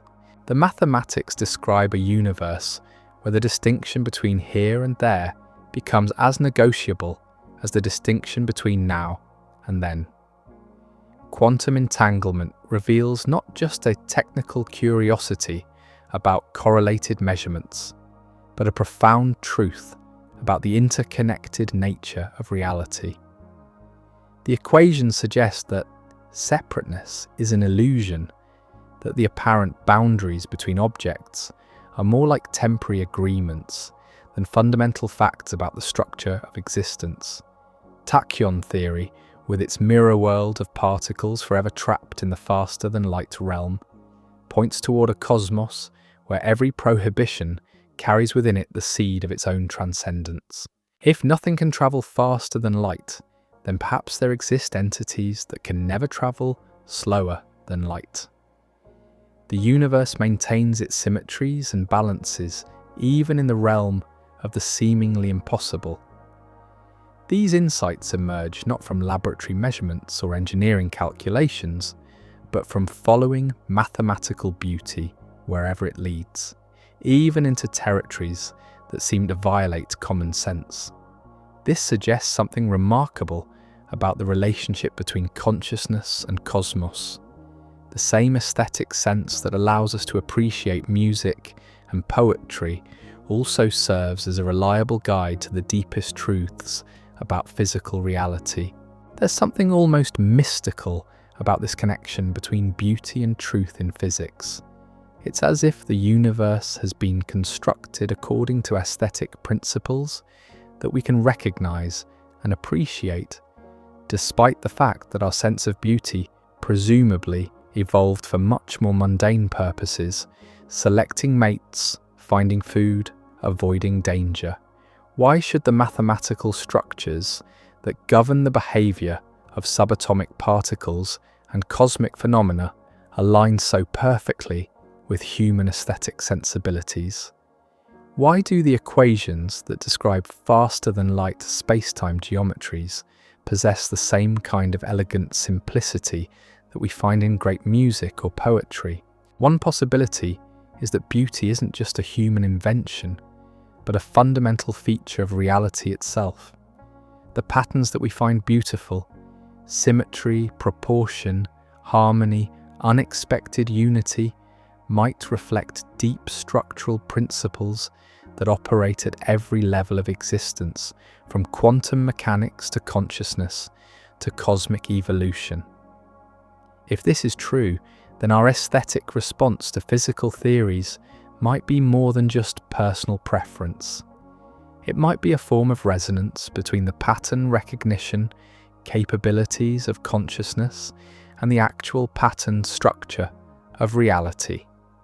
When we find a theory beautiful, we might be detecting a genuine harmony between our minds and the mathematical architecture of the universe.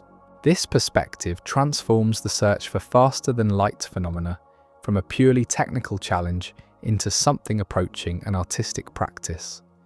We're not just trying to solve engineering problems or satisfy intellectual curiosity. We're participating in a cosmic conversation between consciousness and cosmos, contributing our own verses to an ongoing poem about the nature of existence. The implications extend far beyond physics. If beauty serves as a reliable guide to truth about the fundamental structure of reality, then the arts and sciences might not be separate domains of human activity, but different aspects of a single investigation into the nature of existence. Musicians exploring new harmonies, painters discovering new ways of representing light and space, poets finding fresh metaphors for ineffable experiences. All of these activities might be contributing to our understanding of reality's deeper patterns, just as surely as physicists probing the quantum vacuum or astronomers mapping the large-scale structure of the universe. This suggests that our investigation of faster-than-light phenomena might benefit from approaches that transcend traditional disciplinary boundaries. Perhaps the breakthrough insights we need will come not from more sophisticated mathematics or more powerful computers, but from new ways of seeing that emerge at the intersection of science, art, philosophy, and contemplative practice. Indigenous cultures have long recognized connections between different ways of knowing that Western civilization has tended to separate. Aboriginal Australian concepts of dream time describe a reality where past, present, and future exist simultaneously, where distant places can be connected through pathways that transcend ordinary space.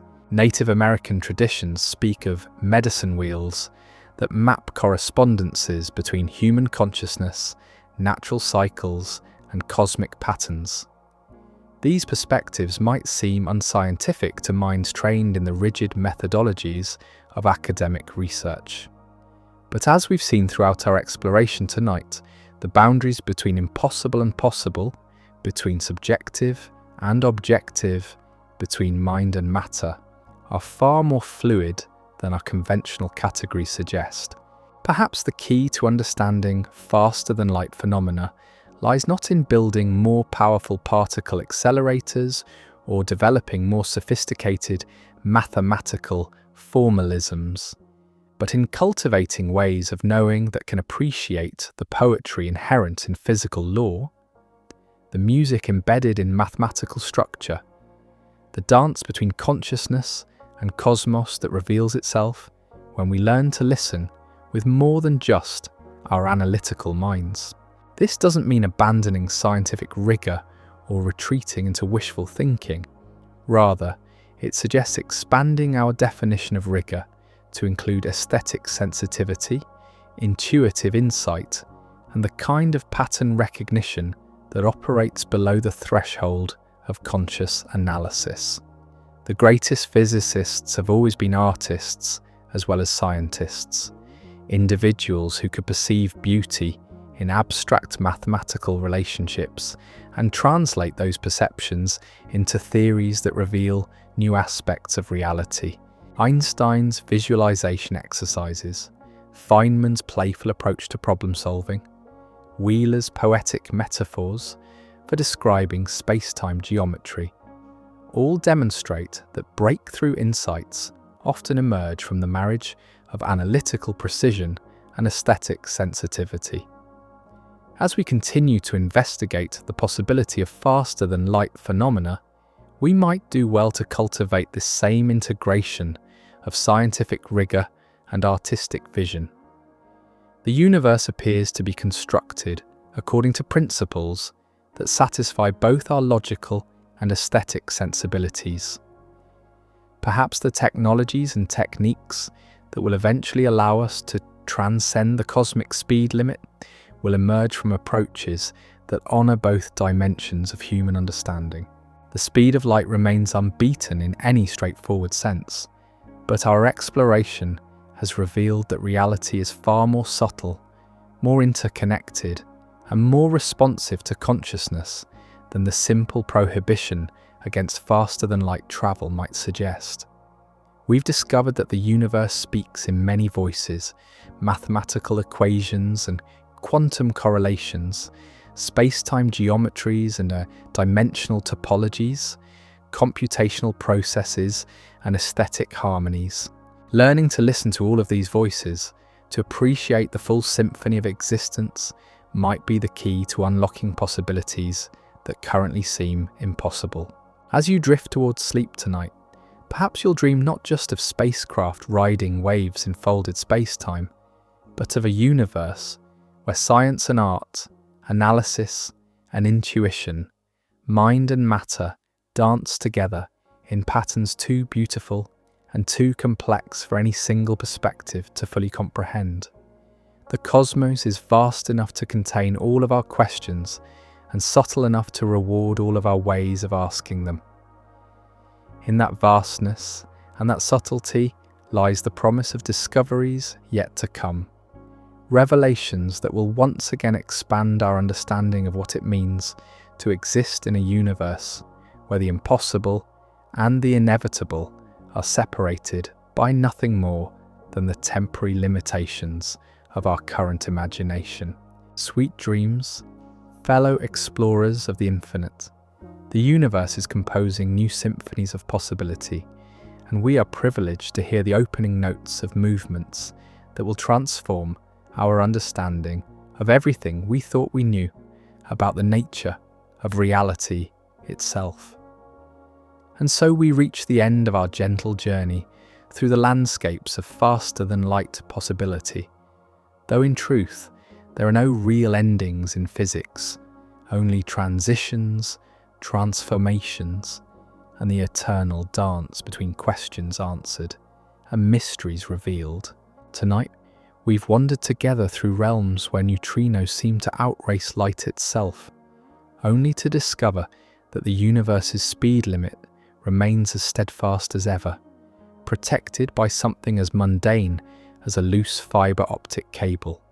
We've explored quantum gardens where particles remain forever connected across impossible distances, revealing correlations that transcend space and time while still respecting the fundamental structure of causality.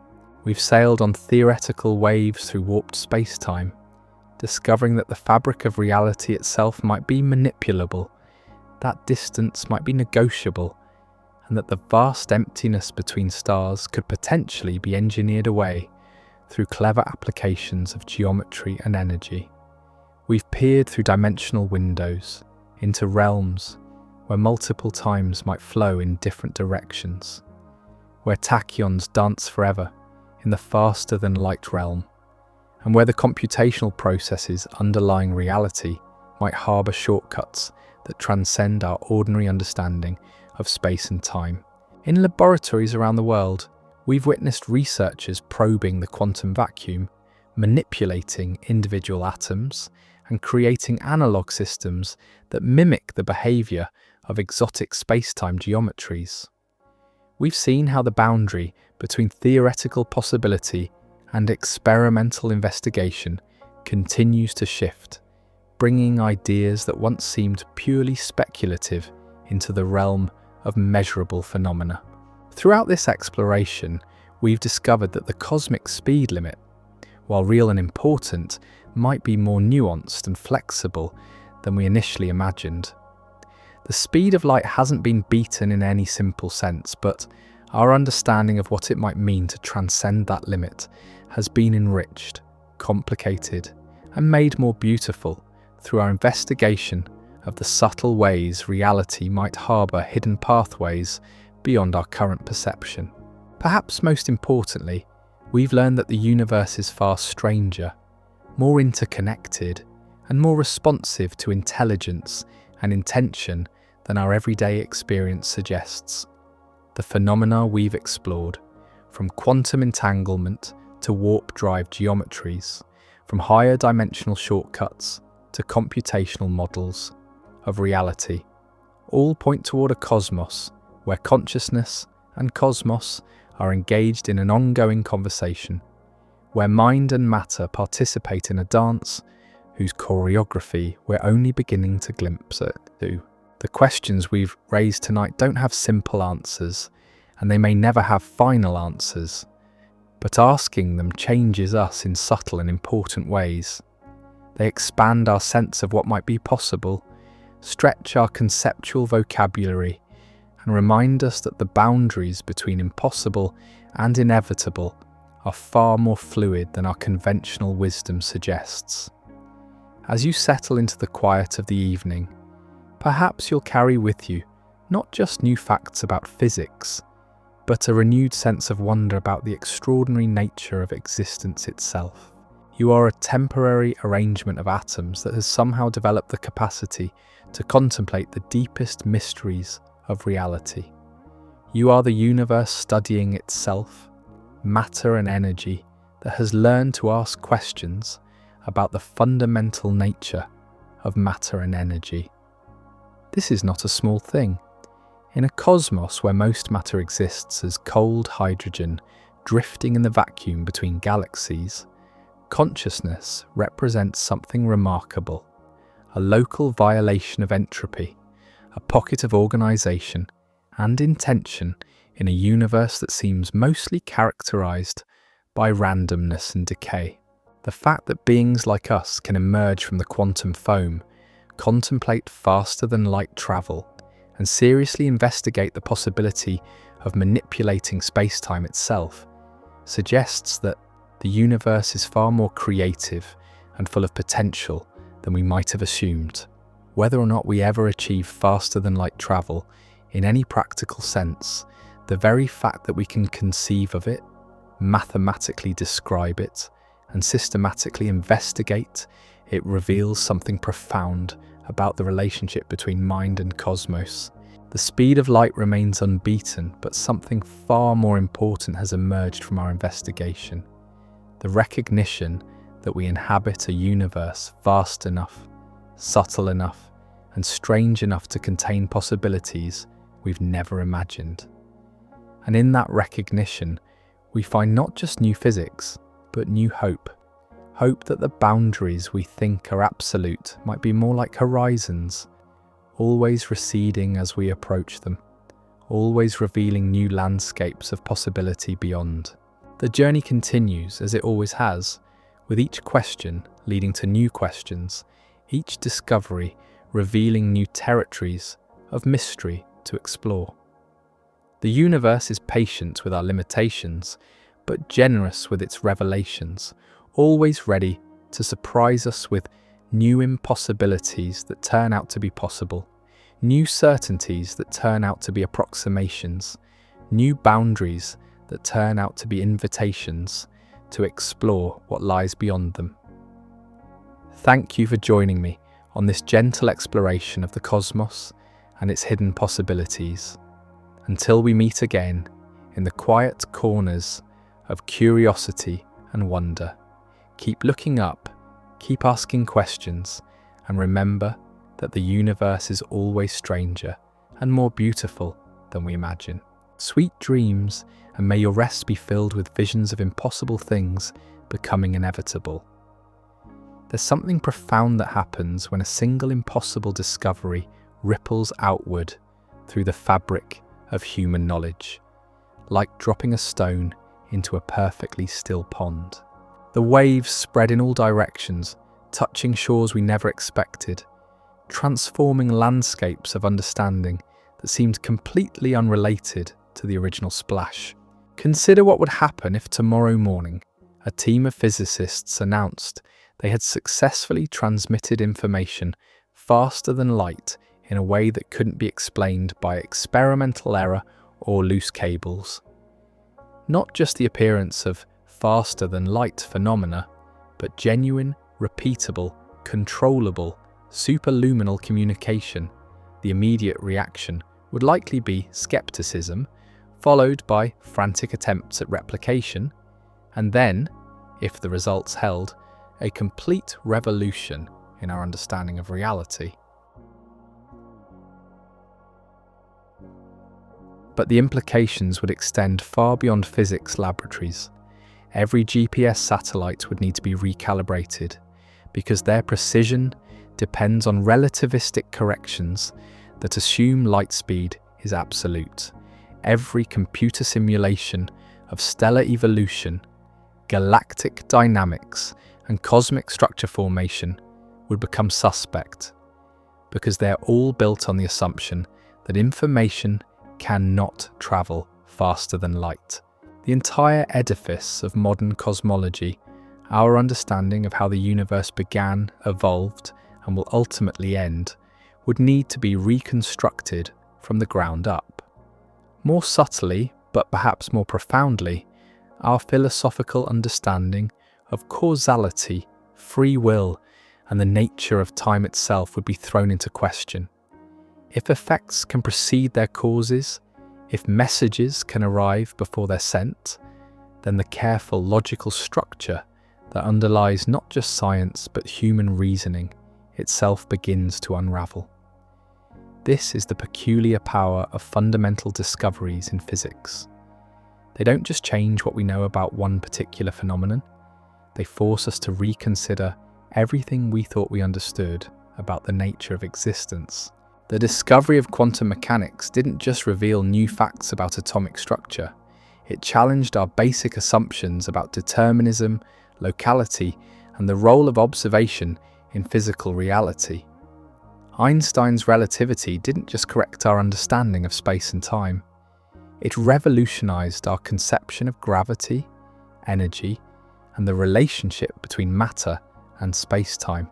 In the same way, the eventual confirmation of any form of faster-than-light phenomena would represent not just a technological breakthrough, but a paradigm shift that would reshape human civilization in ways we can barely imagine. The psychological impact alone would be staggering. For more than a century, the cosmic speed limit has served as a kind of metaphor for human limitation, a reminder that there are boundaries we cannot cross, distances we cannot bridge, isolation we cannot overcome.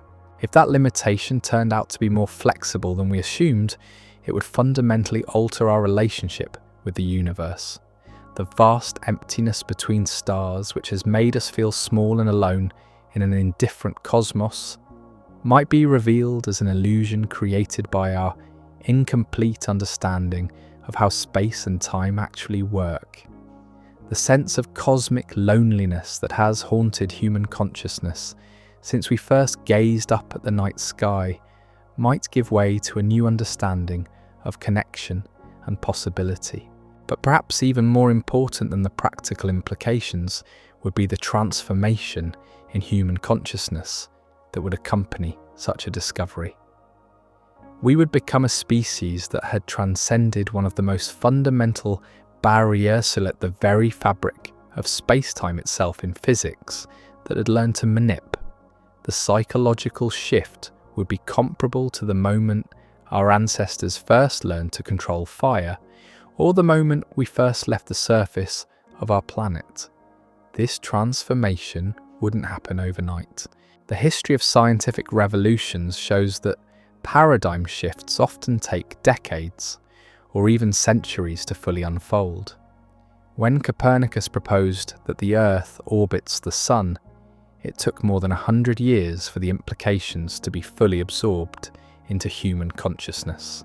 When Darwin suggested that species evolve through natural selection, it took generations for society to come to terms with what this meant for our understanding of human nature and our place in the biological world. A faster-than-light breakthrough would likely follow a similar pattern. The initial discovery would be met with intense scrutiny and debate. Rival teams would race to replicate the results, to find flaws in the methodology, to propose alternative explanations. Theoretical physicists would work around the clock to understand how such phenomena could be compatible with existing knowledge, or what aspects of current theory would need to be revised or abandoned. Gradually, as the reality of the discovery became undeniable, practical applications would begin to emerge, perhaps initially in highly specialized scientific contexts, cosmic-scale experiments that take advantage of instantaneous communication across vast distances, or precision measurements that exploit the exotic properties of manipulated spacetime. These early applications would be expensive, dangerous, and accessible only to the most advanced research institutions. But if history is any guide, the technology would eventually become more accessible, more reliable, and more integrated into everyday life. Just as quantum mechanics, which once seemed like the most abstract and impractical branch of theoretical physics, now underpins everything from computer chips to medical imaging devices, faster-than-light phenomena might eventually become as commonplace as electricity or radio waves. The social and cultural implications would be equally profound. Human civilization has been shaped by the constraints of distance and time. Our concepts of identity, community, and belonging have evolved in a world where physical separation creates real barriers to communication and interaction. If those barriers could be overcome through faster-than-light communication, the very foundations of human society would need to be reimagined. Consider how the internet, which merely allows near instantaneous communication at light speed, has already transformed human culture in ways that would have been impossible to predict just a few decades ago. Now imagine communication that transcends even the speed of light. Conversations between Earth and distant colonies that happen in real time, regardless of the light years of space that separate them. The concept of distance itself will become almost meaningless for information transfer. This might sound like pure speculation, but it follows naturally from the phenomena we've explored throughout our journey tonight. Each of the faster-than-light possibilities we've discussed, quantum entanglement, warp-drive geometries, higher dimensional shortcuts, tachyon communication, points toward a universe where the apparent limitations imposed by the speed of light might be more flexible than we currently understand. The key insight is that these aren't just technical challenges to be solved by clever engineers. They represent opportunities to transcend limitations that have shaped human consciousness since we first became aware of the vast scales of space and time. They offer the possibility of a future where humanity is no longer constrained by the cosmic speed limit, where the universe becomes not a cold, empty wasteland punctuated by isolated islands of life, but a rich, interconnected web of possibilities. But even if we never achieve practical faster-than-light travel, or communication, the mere fact that we can seriously contemplate these possibilities changes something fundamental about how we relate to the universe.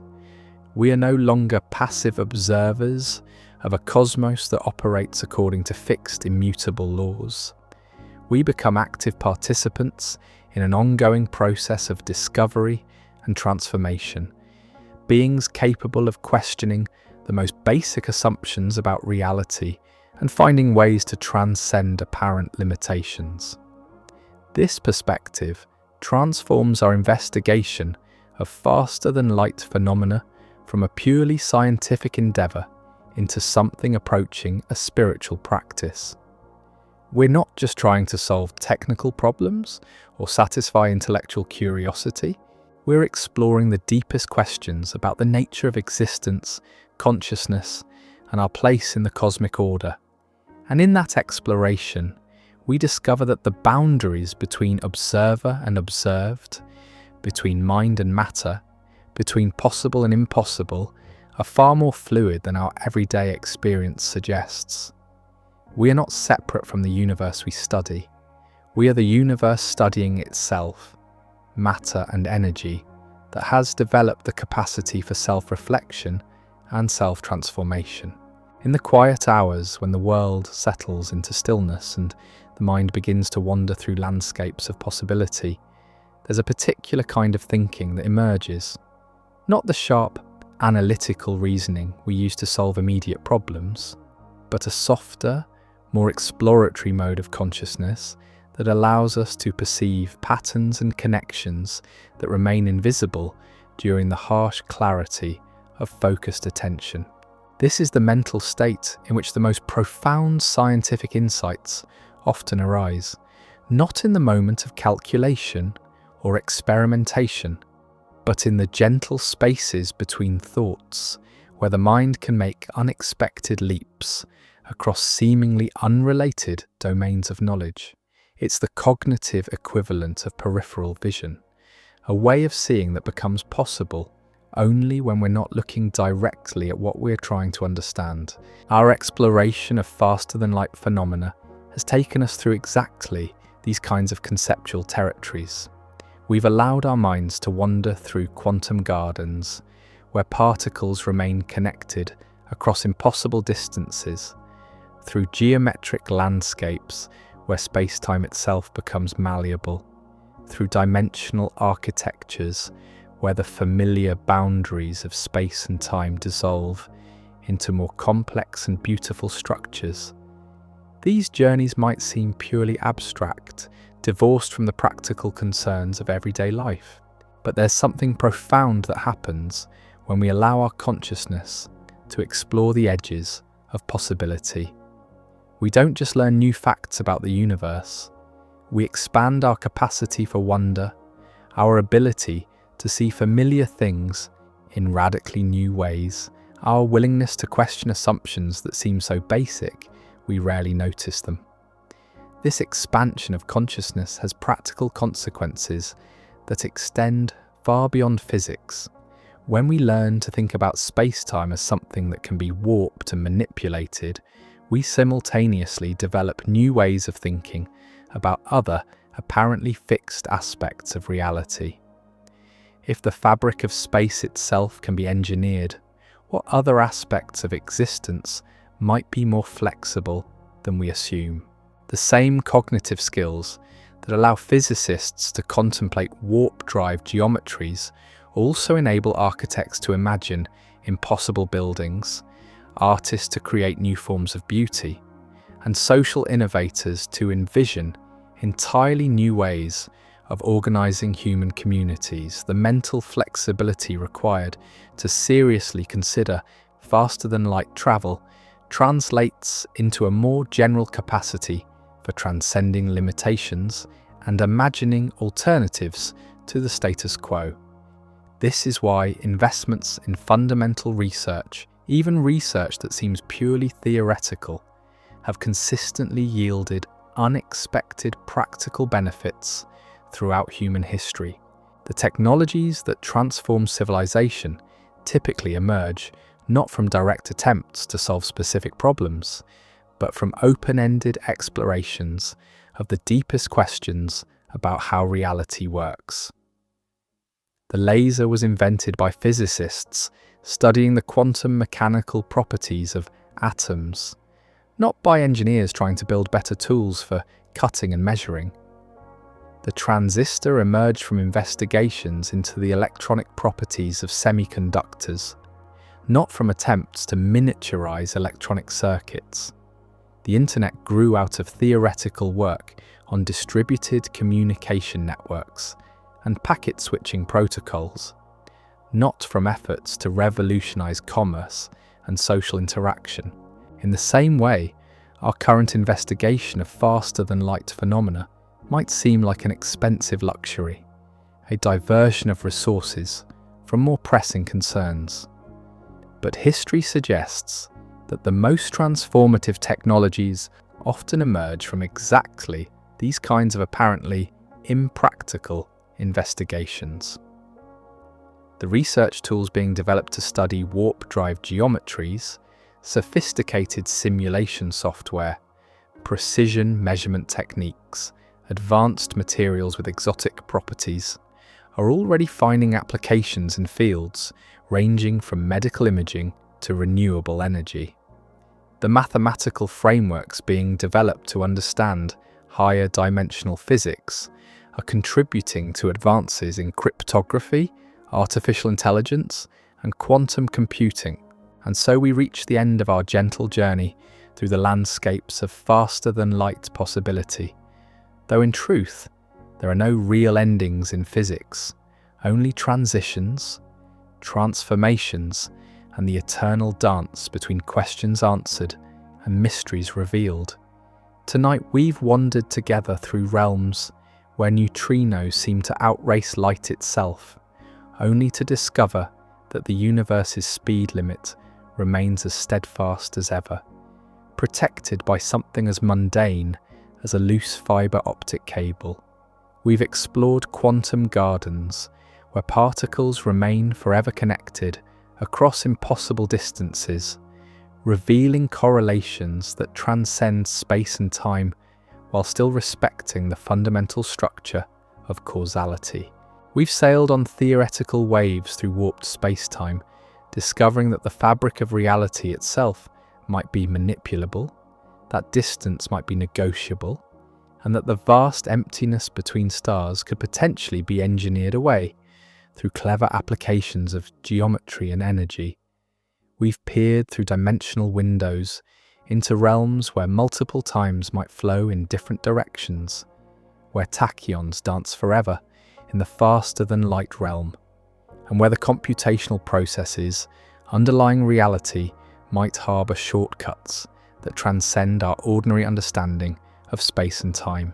Perhaps most importantly, we've learned that the universe is far stranger, more interconnected, and more responsive to intelligence and intention than our everyday experience suggests. The phenomena we've explored all point toward a cosmos where consciousness and cosmos are engaged in an ongoing conversation, where mind and matter participate in a dance whose choreography we're only beginning to glimpse. The speed of light remains unbeaten, but something far more important has emerged from our investigation. The recognition that we inhabit a universe vast enough, subtle enough, and strange enough to contain possibilities we've never imagined. And in that recognition we find not just new physics but new hope. Hope that the boundaries we think are absolute might be more like horizons, always receding as we approach them, always revealing new landscapes of possibility beyond. Thank you for joining me on this gentle exploration of the cosmos and its hidden possibilities. Until we meet again in the quiet corners of curiosity and wonder, keep looking up, keep asking questions, and remember that the universe is always stranger and more beautiful than we imagine. Sweet dreams, and may your rest be filled with visions of impossible things becoming inevitable.